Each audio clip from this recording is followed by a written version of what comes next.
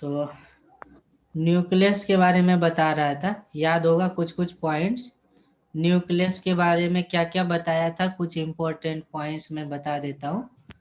Nucleus में सबसे पहले मैं बताया था point size and composition. Size and composition of nucleus ये बताया था, यानी उसके साइज के बारे में बात किया था और न्यूक्लियस किन चीजों से बना है। तो उसमें जो मेन या इम्पोर्टेंट फॉर्मूला निकल करके आया था वो क्या था,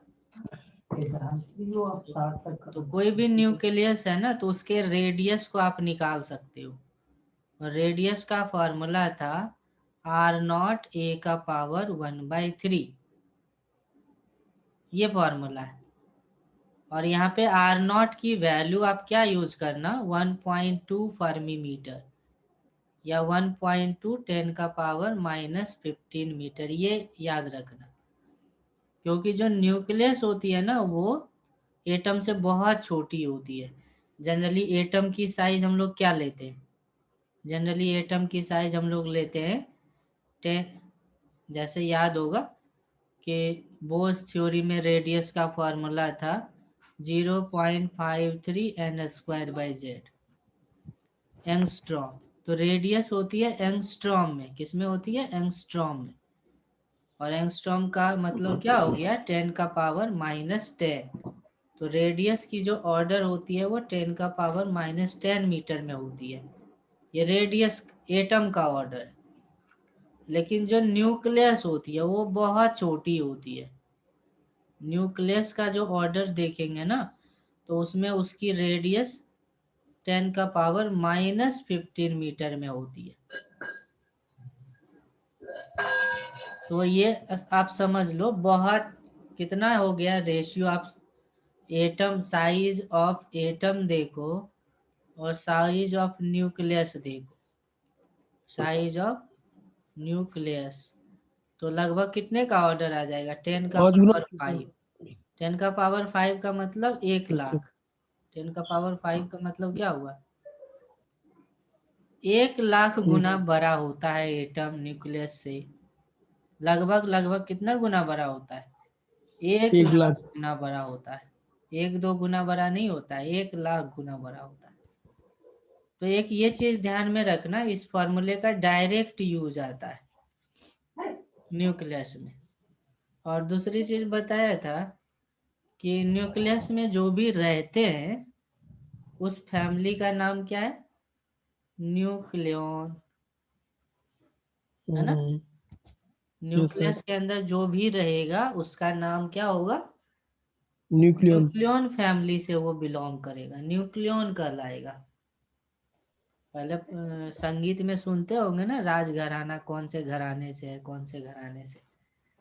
यस सर। तो वैसे ही न्यूक्लियस में जो भी रहेगा तो वो न्यूक्लियॉन फैमिली का होगा, वो न्यूक्लियॉन कहलाएगा। और न्यूक्लियॉन में कौन कौन से पार्ट्स हैं आपको पता है, न्यू यस सर। कौन कौन से हैं, न्यूट्रॉन और प्रोटॉन, न्यूट्रॉन है प्रोटॉन।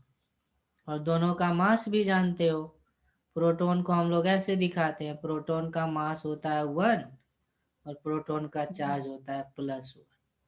और न्यूट्रॉन का मास होता है 1, चार्ज होता है 0, है ना। यहाँ पे क्या दिखाते हैं, मास को दिखाते हैं।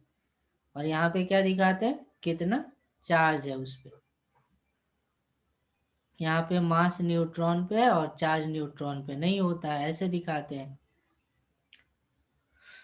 तो ये न्यूक्लियॉन हो गया, प्रोटॉन और न्यूट्रॉन। इसका अगर आप मास देखो, मास भी लिखा था पिछले क्लास में, प्रोटॉन की मास होती है 1.6726 10⁻⁻27 kg। 27 kilogram.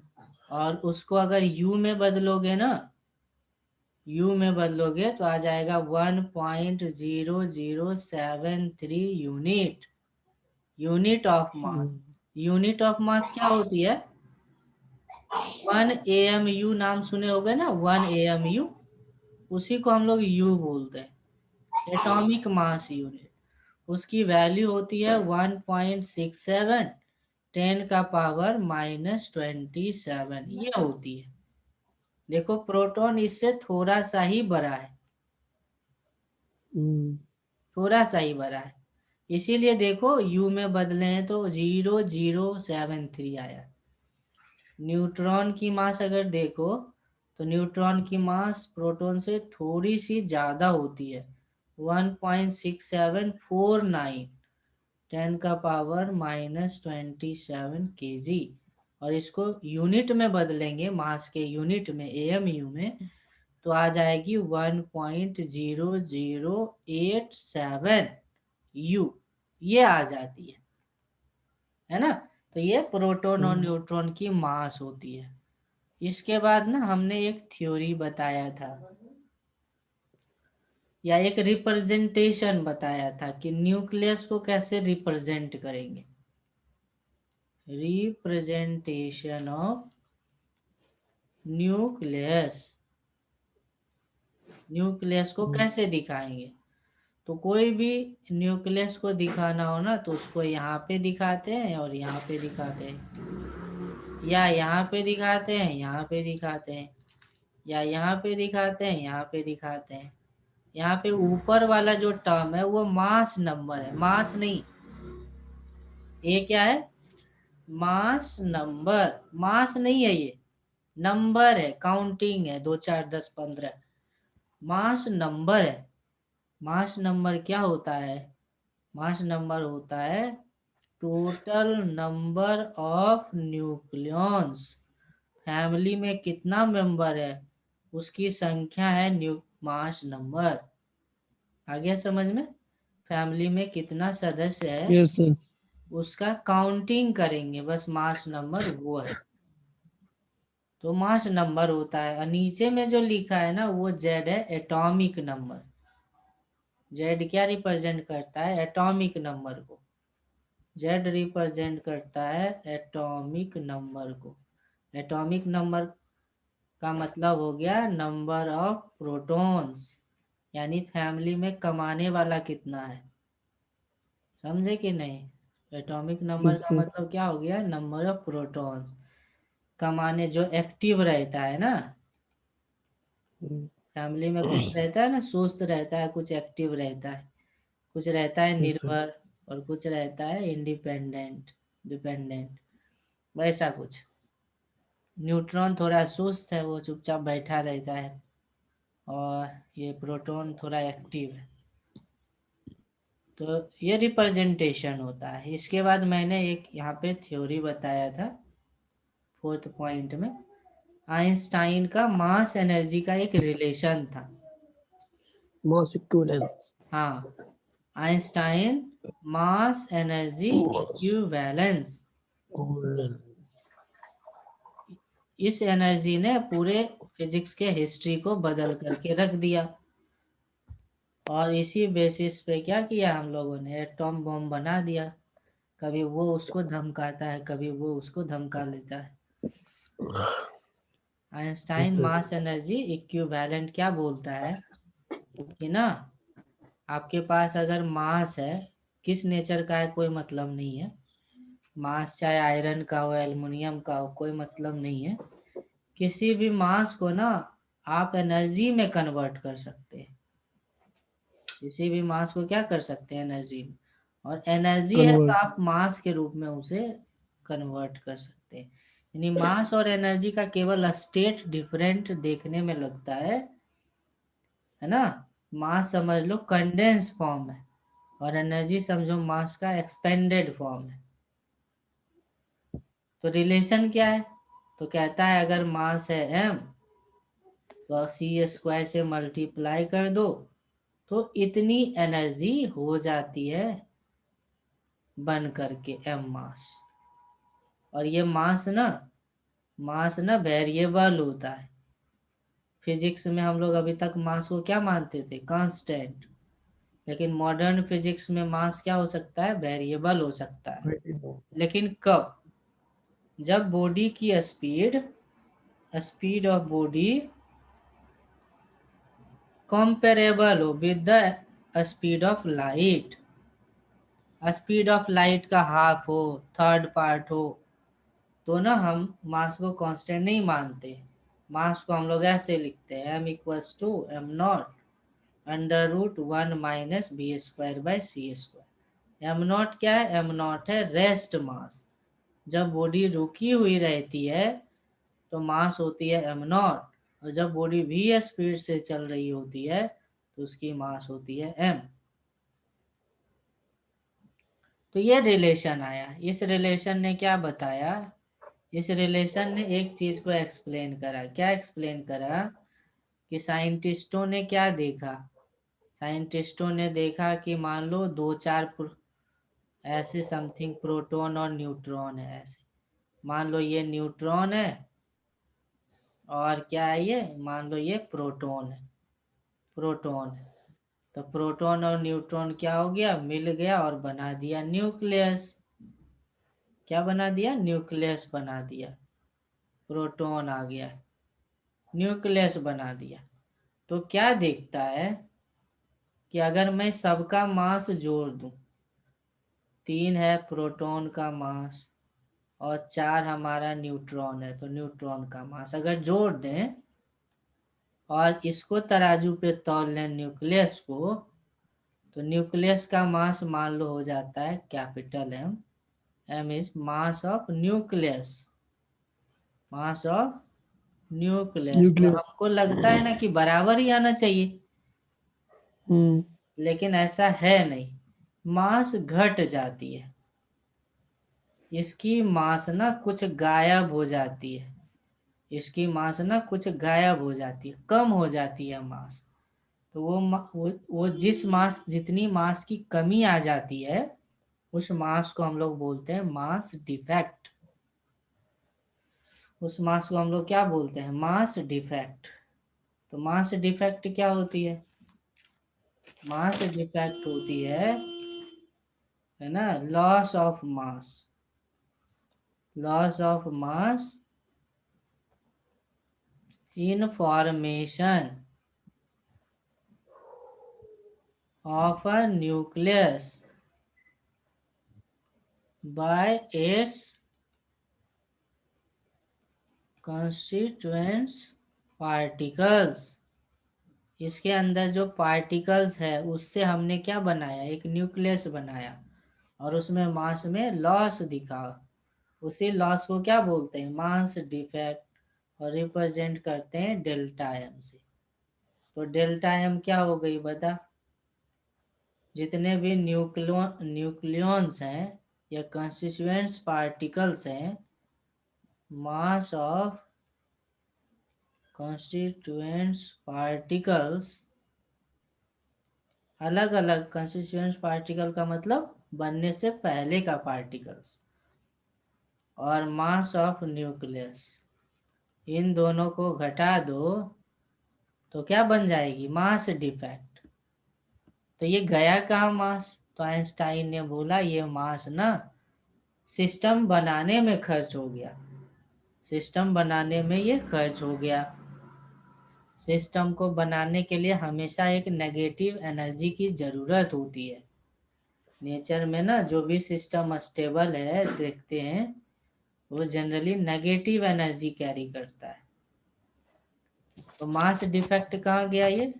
Mass defect goes to form system of nucleus. System of nucleus, nucleus system बनाने में खर्च हो गया। और वो जो एनर्जी है जो सिस्टम बनाने के रूप में अपीयर डिसअपियर हुआ है मास के इक्विवेलेंट, उस एनर्जी को हम लोग क्या बोलते हैं? Binding energy. क्या बोलते हैं? Binding binding energy. Energy. Binding energy क्या होती है? मास डिफेक्ट डेल्टा एम है, तो मास डिफेक्ट जितना, मास में जितनी कमी आई, मान लो 5 किलो टोटल जोड़ के पहले हुआ, 3 किलो बाद में हुआ, तो 2 किलो कहाँ गया? तो 2 किलो आइंस्टाइन के रिलेशन से गायब हुआ है। और उसी 2 किलो का जो एनर्जी आया तोड़ करके, उसको हम लोग क्या बोलते हैं? Binding energy. क्या बोलते हैं? बाइंडिंग एनर्जी बोलते हैं। और ये जो बाइंडिंग एनर्जी होती है ना, न्यूक्लियस के अंदर की नेगेटिव एनर्जी होती है। बाइंडिंग एनर्जी कैसी एनर्जी होती है? जैसे बाइंडिंग एनर्जी न्यूट्रॉन। इसमें है, मान लो 70 मेगा इलेक्ट्रॉन वोल्ट मान लो, तो ये एनर्जी किस में कंस्ट्रक्ट हो जाती है? नेगेटिव फॉर्म में हो जाती है, नेगेटिव फॉर्म में जुड़ जाती है। अब आपको अगर तोड़ना हो इस सिस्टम को, मान लो क्या करना हो, फिर से प्रोटॉन और न्यूट्रॉन को मान लो अलग अलग करना हो, तो क्या करना पड़ेगा बताओ? तो बाहर से एक +70 मेगा इलेक्ट्रॉन वोल्ट एनर्जी देना होगा। और जब दोगे ना, तो ये टूट करके प्रोटॉन और न्यूट्रॉन में अलग अलग हो जाएगा। आया बात समझ में कि नहीं? Yes sir. तो मैग्नीट्यूड में तो देखो दोनों इक्वल ही हैं, तो बाइंडिंग एनर्जी को इस तरह से भी हम लोग एक्सप्लेन करते हैं कि इतनी एनर्जी जो सिस्टम को डिस्ट्रॉय कर दे, इतनी एनर्जी जो सिस्टम से कंस्टिट्यूएंट्स पार्टिकल्स को बाहर ला दे, वो कहलाता है बाइंडिंग एनर्जी। है समझ में? Yes sir. तो ये मास डिफेक्ट और बाइंडिंग एनर्जी है। उसके बाद हमने एक टर्म्स बताया था, पैकिंग फ्रैक्शन। सर हाँ जी। सर या तो म, जितनी एनर्जी मास को, यानी कि मास बनाने में मैग्नीट्यूड, लगी। मैग्नीट्यूड की बात करेंगे, दोनों इक्वल, यस सर। साइन की नहीं। इतनी, यस सर, या तो इतनी एनर्जी दे दें सिस्टम में, हाँ या इतनी एनर्जी निकल जाए सिस्टम से, उसको ही बोलेंगे बाइंडिंग एनर्जी। हाँ, ये बनने के समय में ना एनर्जी भाग गया सिस्टम से बाहर, कितना भागा? Yes sir. 70 mega 70। Electron volt. तो इसमें 70 कम गया, पहले जितना था उससे कम गया, इसलिए क्या दिखाते हैं? माइनस से। अब इसको तोड़ना है तो 70 देना पड़ेगा। Yes sir. तो मैग्नीट्यूड वाइज आप इसको डिफाइन कर सकते हैं कि इतनी एनर्जी जो सिस्टम को कंस्टिट्यूएंट पार्टिकल में तोड़ दे, या कंस्टिट्यूएंट पार्टिकल से सिस्टम बनाने में जितनी एनर्जी बाहर चली जाए। ठीक है, यस सर। चलो नेक्स्ट हमने बताया था पैकिंग फ्रैक्शन। पैकिंग फ्रैक्शन क्या होता है? एक सिंपल वर्ड है पैकिंग फ्रैक्शन। पैकिंग फ्रैक्शन का मतलब होता है mass defect per nucleon. Mass defect per nucleon, यानी मास नंबर से डिवाइड करेंगे। मास डिफेक्ट जितना भी आए मास नंबर से डिवाइड कर देंगे, यही कहलाता है पैकिंग फ्रैक्शन। इसके बाद हमने बताया एक term, binding energy per nucleon. Binding energy per nucleon क्या होती है?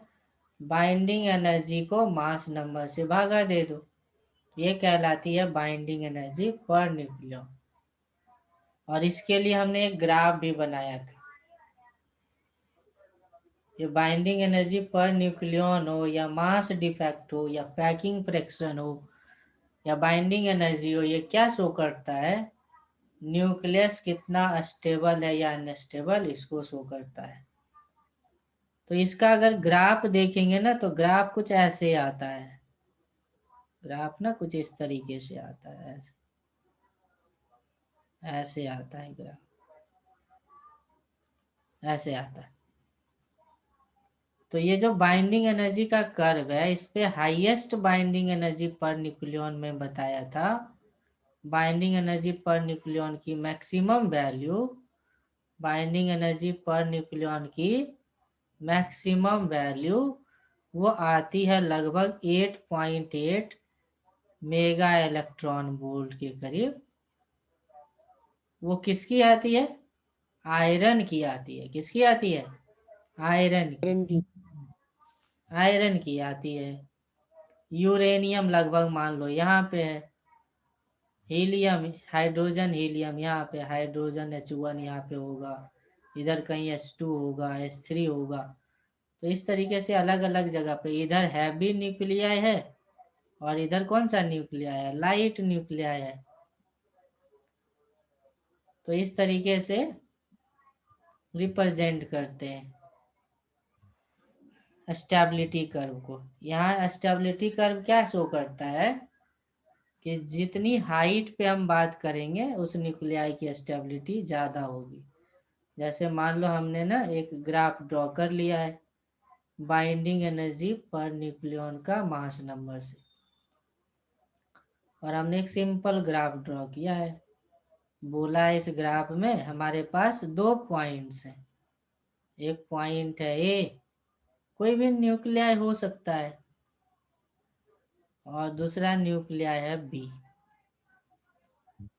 तो बताओ कौन सा न्यूक्लियाई ज्यादा स्टेबल होगा? Which one of the given nuclei is more stable? कौन सा बी। न्यूक्लियाई सबसे ताकतवर होगा? B sir, B. कौन सा होगा? B sir, B. बी होगा। क्यों? क्योंकि क्योंकि सर वो बाइंडिंग एनर्जी पर न्यूक्लियॉन ना स्टेबिलिटी को बताता है। किसको बताता है? स्टेबिलिटी। स्टेबिलिटी को, स्टेबिलिटी को बताता है। तो इसका स्टेबिलिटी ज्यादा है और इसका स्टेबिलिटी कम है, तो बी की स्टेबिलिटी क्या है? ज्यादा है। तो बोल सकते हैं विच one of the given nuclei is more stable. तो आंसर क्या हो जाएगा? बी हो जाएगा। समझ में आ गया? Yes sir. इसके बाद ना हमने ना न्यूक्लियर रिएक्शंस के बारे में आगे बढ़ा था। क्या बोला था? न्यूक्लियर जी सर। रिएक्शंस की बात करी थी, न्यूक्लियर रिएक्शंस की। न्यूक्लियर रिएक्शंस क्या होते हैं? जैसे दो केमिकल तरह के। रिएक्शंस होता है स्टेबिलिटी गेन करने के लिए, वैसे न्यूक्लियर रिएक्शंस होता है। और न्यूक्लियर रिएक्शंस में एटॉमिक नंबर कंजर्वेशन लगा सकते हैं, एटॉमिक नंबर कंजर्वेशन लगा सकते हैं, एटॉमिक नंबर कंजर्वेशन, और मास नंबर कंजर्वेशन लगा सकते हैं। ये 2 कंजर्वेशन लगा सकते हैं। जो लेफ्ट साइड में एटॉमिक नंबर का सम होगा वही राइट साइड में होगा, और जो मास नंबर का सम होगा लेफ्ट साइड में वही राइट साइड में भी होगा। इसके साथ साथ क्या कंजर्व रहता है? मोमेंटम कंजर्व रहता है। और क्या कंजर्व रहता है? एनर्जी कंजर्व रहता है। और कोई भी न्यूक्लियर रिएक्शंस होता है उसका ऑब्जेक्टिव क्या रहता है? उद्देश्य क्या रहता है? तो न्यूक्लियर रिएक्शंस होता है to gain more stability, more stability. कोई भी रिएक्शंस होगा तो उसका इच्छा क्या रहेगा? स्टेबिलिटी ज्यादा हो जाए। केमिकल रिएक्शंस का भी यही उद्देश्य होता है कि स्टेबिलिटी ज्यादा हो जाए। यहाँ पर भी होगा। अच्छा, दोनों में डिफरेंस क्या है?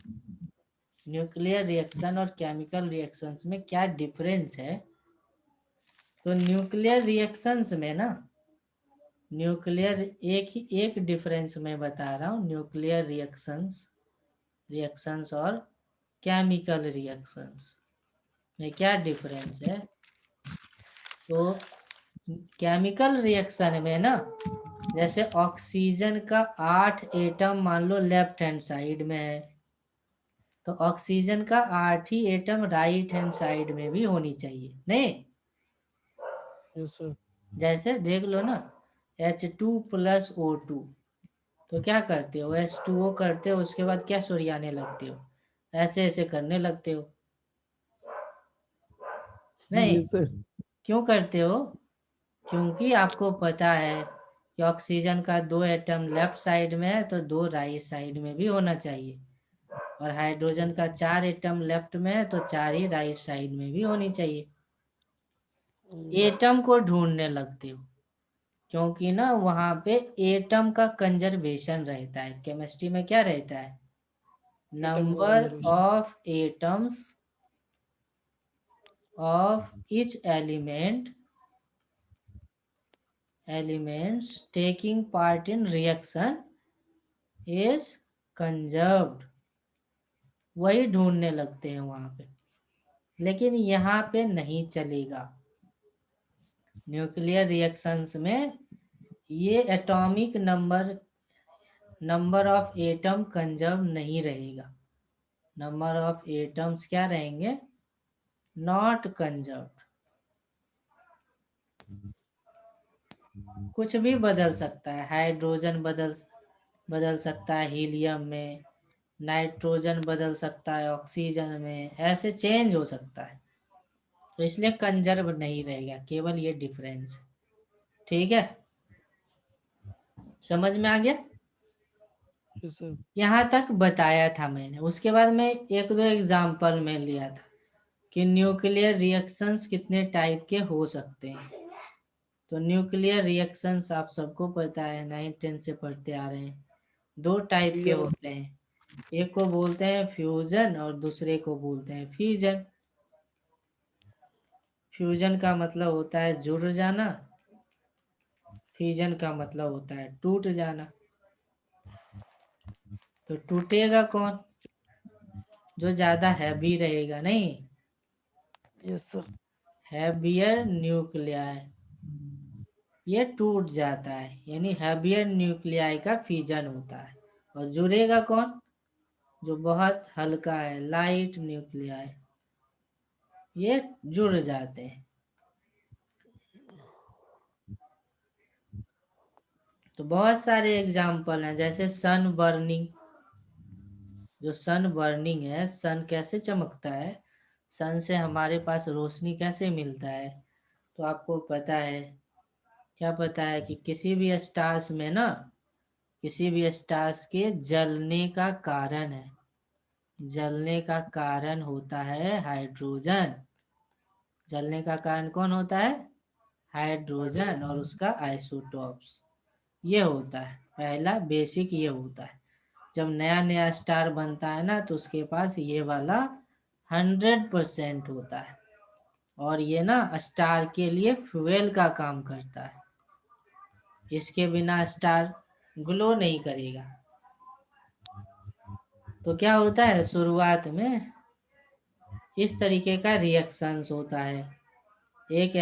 इस तरीके का भरपूर रहता है, और बहुत ज़्यादा टेम्परेचर रहता है, आपको पता है ना, क्योंकि स्टार जब बनती है तो वहाँ पे ग्रेविटी या उसकी जो डेंसिटी होती है काफ़ी हाई होती है, तो इस वजह से उसका टेम्परेचर भी बहुत ज़्यादा होता है।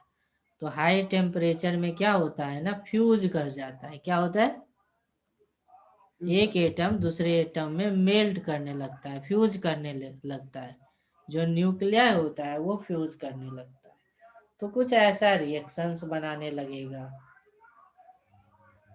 ऐसा रिएक्शंस बनाने लगेगा। लेकिन अगर कंपेयर करो तो मास नंबर तो 2 हो गया, एटॉमिक नंबर 112 है, राइट साइड में 1 है। तो बताओ कौन सा एलिमेंट बनेगा, कौन सा एलिमेंट बनेगा, पहचानो। ऐसा क्वेश्चन आता है, पहचानो कौन है ये शख्स, एक्समैन कौन है, कौन है ये ड्यूटेरियम एक्समैन? हाँ, सर, ड्यूट सर को सर, यहाँ पर भी एक है, तो सर वो हो जाएगा, हीलियम हो जाएगा सर। प्रोटॉन। कौन न्यूट्रॉन होगा? हो सकता है सर प्रोटॉन हो जाएगा सर। प्रोटॉन होगा, सोच के बताओ। सर। न्यूट्रॉन होगा सर। न्यूट्रॉन होगा।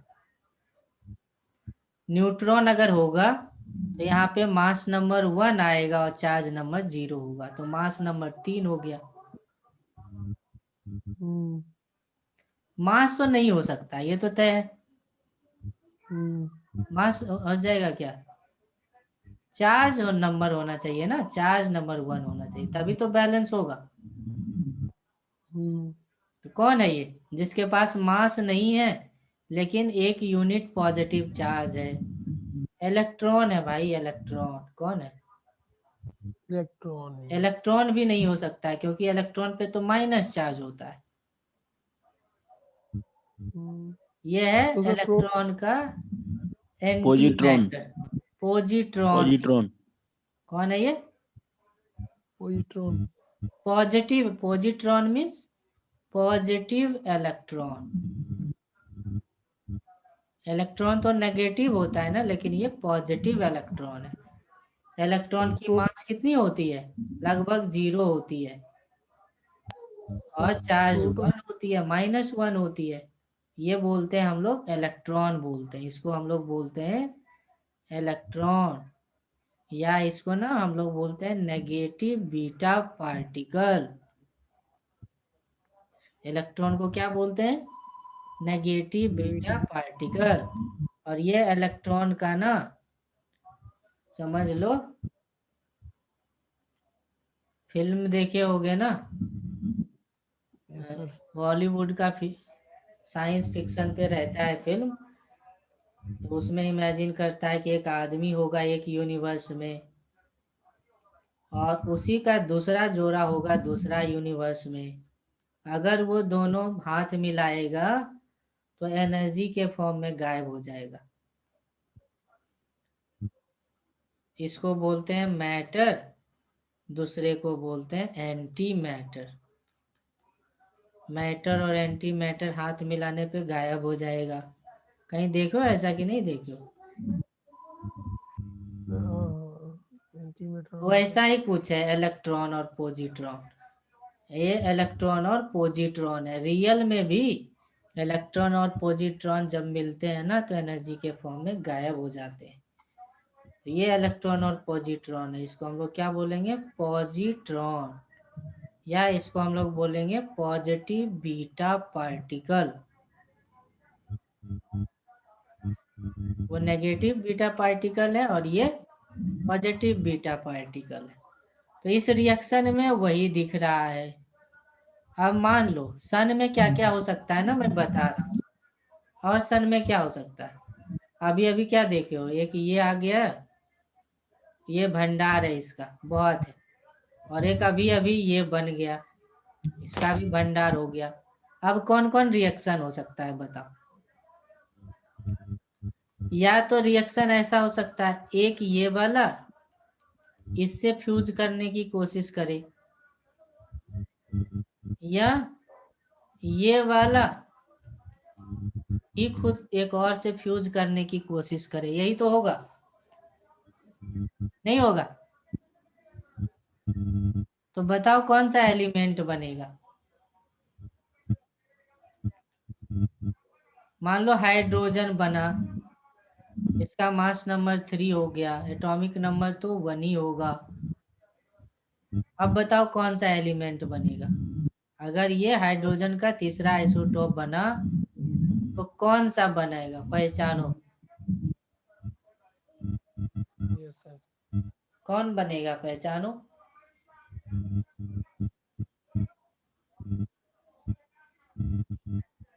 जल्दी पहचानो। सर हीलियम बनेगा सर बाई में। फिर से वही बात, मैं क्या बोलता हूँ, मास नंबर कंजर्वेशन देखो कि 1 + 2 3 हो गया। फिर एटॉमिक नंबर देखो 1 1 2 हो गया। राइट साइड में 1 है तो इसका भी 1 होगा तब ना 2 होगा। मास नंबर इसका 0 होगा कि नहीं होगा? तो कौन सा पार्टिकल है जिसका चार्ज +1 होता है और मास 0 होता है? अभी बताया, पॉजिट्रॉन। पॉजिट्रॉन। ये बनाया। अब मान लो अगर ये दोनों मिल करके एक हाइड्रोजन का तीसरा आइसोटोप बनाया, तो बताओ कौन बना है ये? पहचानो इस जेड को, पहचानो इस जेड को। कौन है ये जेड? कुछ नहीं करना है ज्यादा, एटॉमिक नंबर और मास नंबर कंजर्वेशन लगाना है। फटाफट बोलो, इसका मास नंबर लिखो और इसका एटॉमिक नंबर लिखो।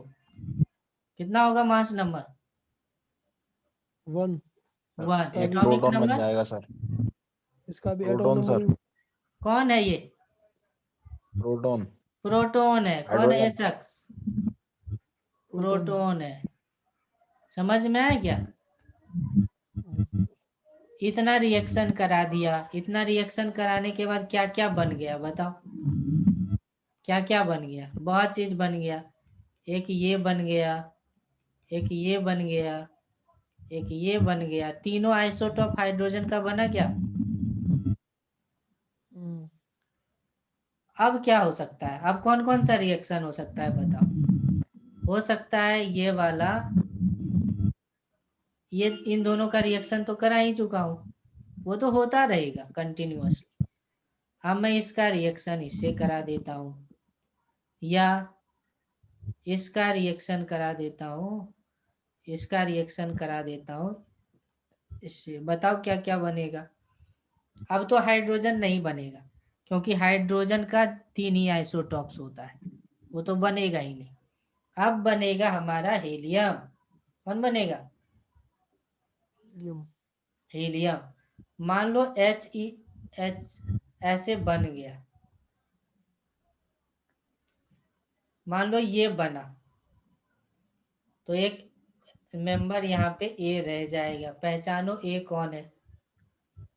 न्यूट्रॉन। मास नंबर पहले कंजर्व करो, तो ये आएगा 1।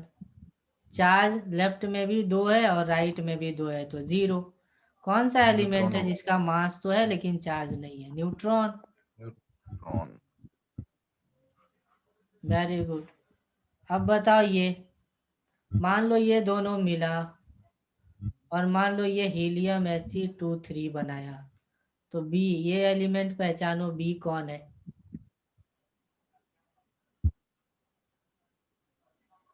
3 और 2 5। 5 है तो यहाँ 2 आना चाहिए। जी सर। ये 2 है तो ये भी 2 है, तो ये 0 आना चाहिए। 2 2 तो ये बनेगा। ऐसा 2 कोई एलिमेंट नहीं है, तो क्या कर सकते हो? एक यहाँ रख दो और 2 यहाँ कर दो, 2 बनेंगे। तो ये कौन सा एलिमेंट है? ये भी कौन सर। सा एलिमेंट है जिसका मास है लेकिन चार्ज नहीं है? न्यूट्रॉन नहीं है? Yes sir. अभी तो ऊपर देखो न्यूट्रॉन यहाँ पे लिखा, जी सर। न्यूट्रॉन है। यानी हीलियम का एक आइसोटॉप बन गया। जरूरी नहीं कि जो मैं बना रहा हूँ वही बनेगा, बहुत सारी चीजें बनता है सन में। मान लो हमने ऐसा करा था, ऐसा लिया था ये, और हाइड्रोजन ऐसे करा था, मान लो एक हीलियम बन गया, तो अब कुछ बनेगा कि नहीं बनेगा?